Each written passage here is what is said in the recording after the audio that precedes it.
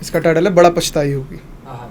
कि मुझसे दूर जाने के बाद वो बड़ा पछताई होगी, कभी ना कभी आखिर उसे भी मेरी याद तो आई होगी। कि मुझसे दूर जाने के बाद वो बड़ा पछताई होगी, कभी ना कभी आखिर उसे भी मेरी याद तो आई होगी। और मोहब्बत में सिर्फ़ और सिर्फ बर्बादी है, ये बात उसको भी तो किसी ने समझाई होगी। ये सच है कि कल मैं भी उसके घर के बाहर से गुज़रा था। ये सच है कि कल मैं भी उसके घर के बाहर से गुज़रा था, इस उम्मीद में कि वो भी अपनी चौखट तक तो आई होगी। अब हर रोज़ अपने कॉल लॉग्स चेक करता हूँ। अब हर रोज़ अपने कॉल लॉग्स चेक करता हूँ, कहीं उस नंबर से कोई मिस कॉल तो आई नहीं।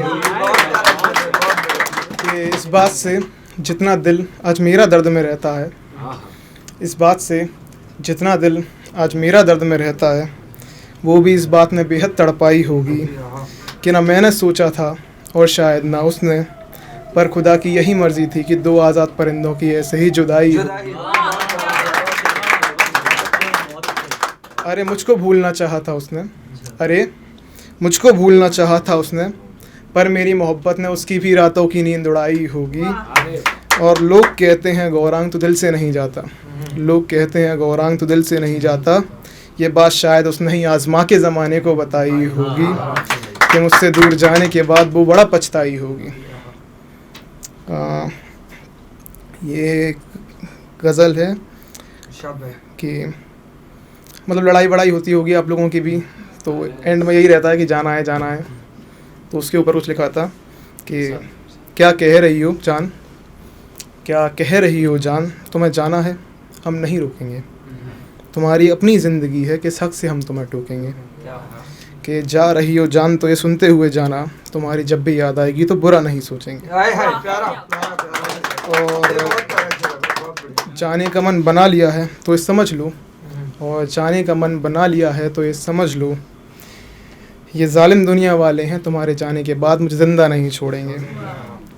अगर कभी मेरी याद आए तो घबराना मत, अगर कभी मेरी याद आए तो घबराना मत, एक फ़ोन कर लेना तुम्हारे बहते आंसुओं को हम ही रोकेंगे।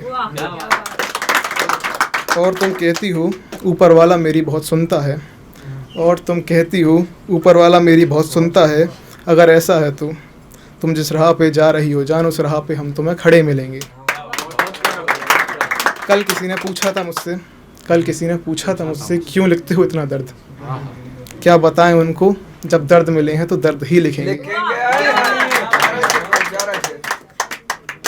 एक ये है कि इसका टाइटल कुछ ऐसा कि ऐसा कैसे हो सकता है, कि ऐसा कैसे हो सकता है, कोई इतना नेकदिल कैसे हो सकता है, तो उससे दूर में ज़िंदा कैसे रहूं, अरे पागल एक बार जो मर जाए वो ज़िंदा कैसे हो सकता है।